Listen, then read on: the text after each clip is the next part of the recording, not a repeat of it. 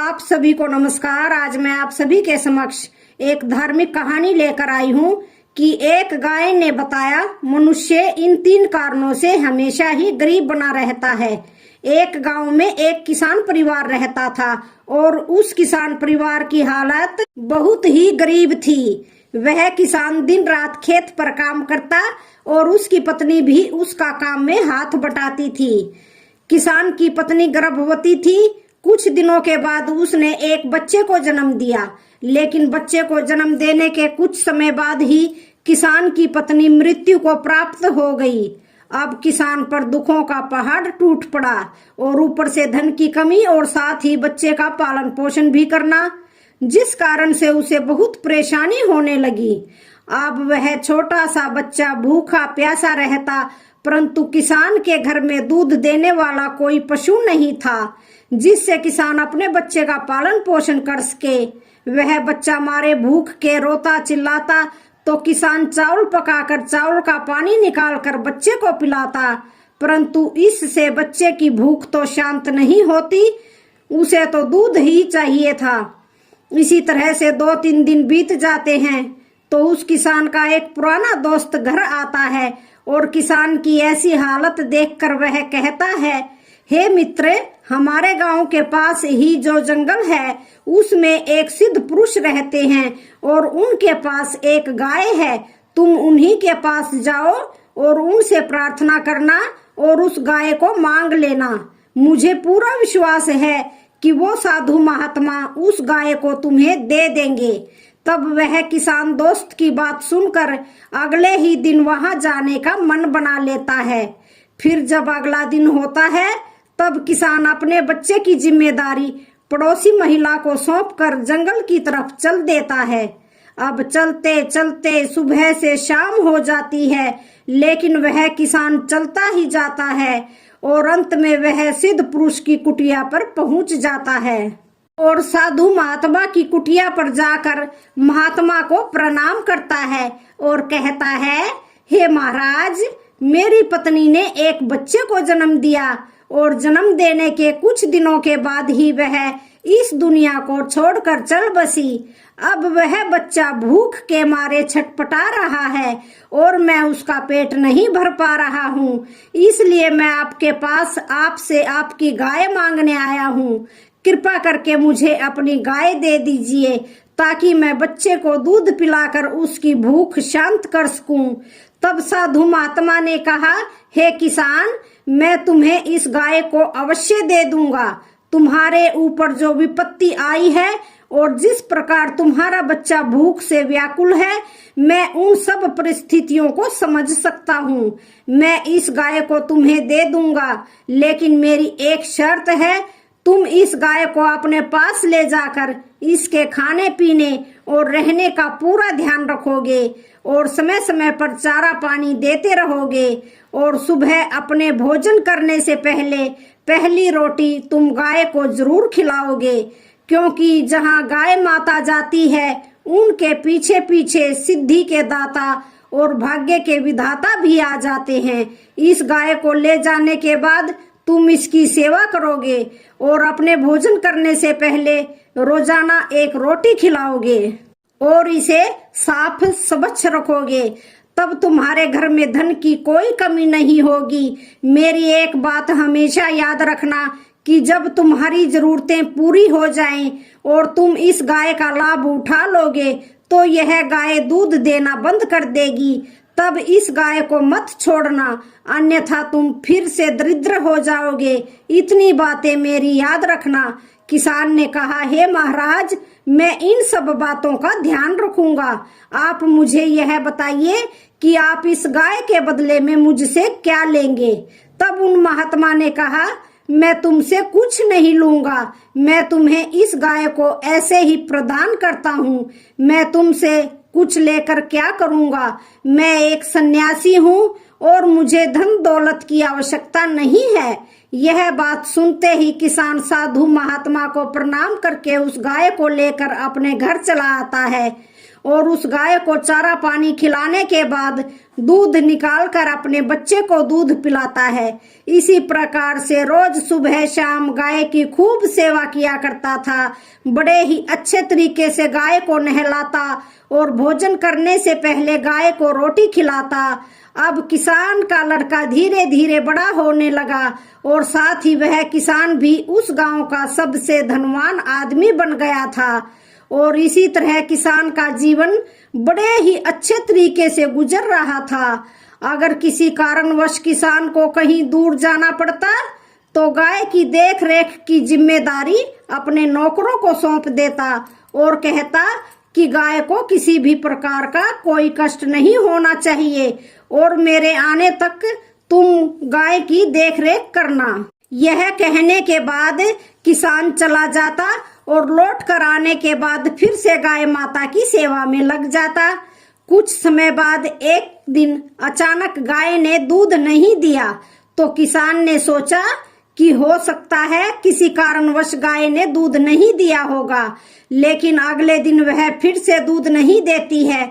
तो इसी प्रकार से गाय ने दूध देना बंद कर दिया। अब धीरे धीरे किसान का मन भी गाय की तरफ से हटने लगा। अब किसान ने गाय पर ध्यान देना बंद कर दिया। पहले तो वह गाय के पास आया करता, उसे चारा पानी खिलाया करता, लेकिन अब उसने धीरे धीरे गाय को देखना तक बंद कर दिया। गाय को पानी पिलाया है या नहीं, चारा खिलाया है या नहीं, वह कैसी है कैसी नहीं है, उसे कोई मतलब नहीं था। उसके इस व्यवहार के कारण वह गाय बहुत ही कमजोर हो जाती है। अब उस किसान ने गाय को रोटी देना भी बंद कर दिया। गाय को खिलाने से पहले ही खुद खा लिया करता और जिस जगह पर गाय गोबर किया करती उस जगह की सफाई करना भी छोड़ दिया। इस तरह गाय के आसपास गोबर और मूत्र इकट्ठा होने के कारण कीड़े पड़ने लगे और गाय खुद बेचारी भूख प्यास से बहुत ही कमजोर हो गई। और एक दिन किसान उस गाय के पास आता है और गाय को देखकर बड़ा ही क्रोधित हो जाता है और उस गाय को उसके खूंटे से खोलकर सीधे जंगल की तरफ लेकर चला जाता है और जंगल में छोड़ देता है। उसके बाद वह किसान घर आया तो उसने देखा कि उसका बेटा अचानक बीमार पड़ गया। वह अपने बेटे को डॉक्टर के पास लेकर भागा और कहने लगा, डॉक्टर साहब मेरे बेटे को ठीक कर दीजिए, आपको जितने भी रुपए चाहिए मुझसे ले लीजिए। डॉक्टर ने कहा ठीक है और इलाज करना शुरू कर दिया, लेकिन कितना भी इलाज करने के बाद उस लड़के की स्थिति नहीं सुधरती है। तब उस डॉक्टर ने कहा कि मुझे और धन की आवश्यकता होगी, यहाँ इस गांव में लड़के को ठीक नहीं किया जा सकता, इसलिए हमें इसे शहर में ले जाना होगा और वहाँ बहुत अधिक धन खर्च होगा। किसान ने कहा मेरे पास जितना धन था मैंने अपने लड़के की दवाइयों पर खर्च कर दिया और उसके उपचार में खर्च हो गया। अब तो मेरे पास कुछ भी नहीं बचा है, केवल मेरा घर ही बचा है। अब किसान ने अपने लड़के के उपचार के लिए अपना घर भी बेच दिया और उसने घर को बेचकर जो पैसा मिला उस पैसे से उस लड़के का इलाज करवाया। कुछ समय बाद किसान का बेटा स्वस्थ हो जाता है और फिर किसान अपने लड़के को लेकर अपने गांव में वापस आ जाता है और जब वापस आता है तो उसका घर नहीं रहता है। वह अपने लड़के को लेकर पुरानी झोपड़ी में चला जाता है और वहीं पर फूट फूट कर रोने लगता है।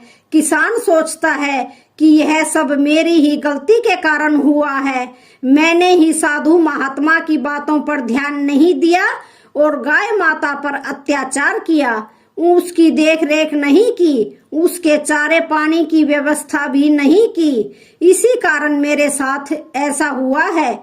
यह सोचकर वह किसान रोने लगता है। फिर अपनी गाय को ढूंढने के लिए जंगल में निकल पड़ता है। जंगल में कुछ देर चलने के बाद उसे अपनी गाय दिखाई देती है जिसे उसने छोड़ा था।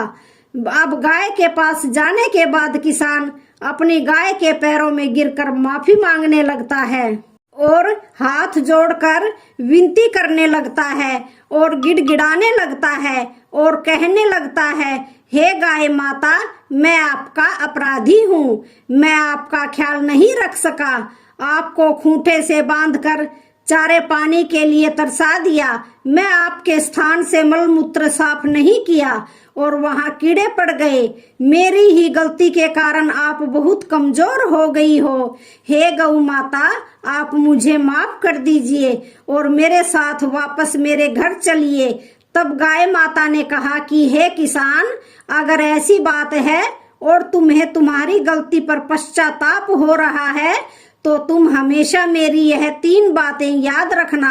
मैं तुम्हें ऐसी 3 बातें बताती हूँ जिन्हें तुम हमेशा याद रखोगे तो तुम्हारी जिंदगी में कभी भी धन की कमी नहीं होगी और तुम अपने जीवन में उन्नति करोगे और आगे बढ़ते रहोगे। मेरी पहली बात सुनो, अपने दोस्त और अन्य किसी व्यक्ति के साथ छल मत करना, क्योंकि जो व्यक्ति अपने मित्र और अन्य किसी व्यक्ति के साथ छल करता है, जो आदमी धोखा करता है, वह जिंदगी में कभी भी सुखी नहीं रह सकता, वह जीवन भर दुखी ही रहता है। और जो किसी और का पेट काट कर खाता है, वह जीवन भर भूखा ही रहता है, उसका खुद का पेट नहीं भरता। मेरी दूसरी बात सुनो, अपने धन पर, अपने आप पर और अपनी बुद्धि पर कभी भी घमंड नहीं करना चाहिए। अपने धन, बुद्धि और खुद पर घमंड करने वाले व्यक्ति में अहंकार और बहुत सारे विकार बन जाते हैं जो उसके पतन का कारण बनते हैं। हे किसान, समय कभी एक जैसा नहीं रहता, वक्त हमेशा बदलता रहता है।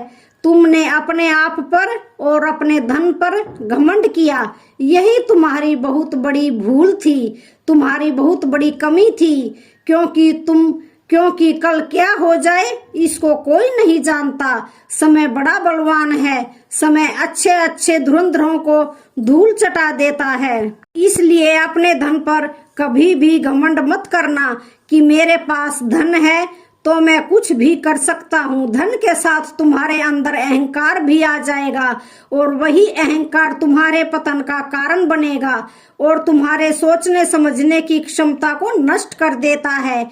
मेरी तीसरी बात सुनो, अपने घर की कोई भी सलाह किसी बाहरी व्यक्ति से नहीं लेनी चाहिए। अगर घर में आपके बड़े बुजुर्ग जैसे अपने माता पिता मौजूद हैं तो उनकी मौजूदगी में आप उन्हें नजरअंदाज करके किसी और से सलाह लेते हैं तो भी आपका काम सफल नहीं होगा। वह व्यक्ति आपके काम को बढ़ाने के बजाय आपके काम को बिगाड़ने में लगा रहेगा और आपको सही राय नहीं देगा। इसलिए अपने बड़ों और अपने माता पिता से किसी भी कार्य के बारे में राय जरूर लें। इन तीनों बातों पर अमल करोगे तो अपने जीवन में सदा उन्नति करोगे। किसान ने गौ माता की सारी बातों को बड़े ही ध्यान से सुना और कहा, माता, मैं आपकी सारी बातें मानूंगा, लेकिन कृपा करके आप मेरे साथ चलिए। तब गौ माता ने उस किसान को क्षमा कर दिया और क्षमा करके उस किसान के साथ उसके घर चली गई। अब किसान घर जाकर फिर से गौ माता की खूब सेवा करने लगा और इस तरह गाय माता फिर से अच्छी हो जाती है और उस किसान का घर धीरे धीरे करके अन्न धन से भरने लगता है। वह किसान फिर से धनवान हो जाता है और उसके घर फिर से वही रौनक लौट आती है। कभी भी गौ माता को अपना जूठन नहीं खिलाना चाहिए, इससे घर में बरकत नहीं होती है। तो फ्रेंड्स, आज की वीडियो का यहीं पर समापन होता है। वीडियो अच्छी लगे तो चैनल को लाइक, शेयर, सब्सक्राइब जरूर करें। धन्यवाद।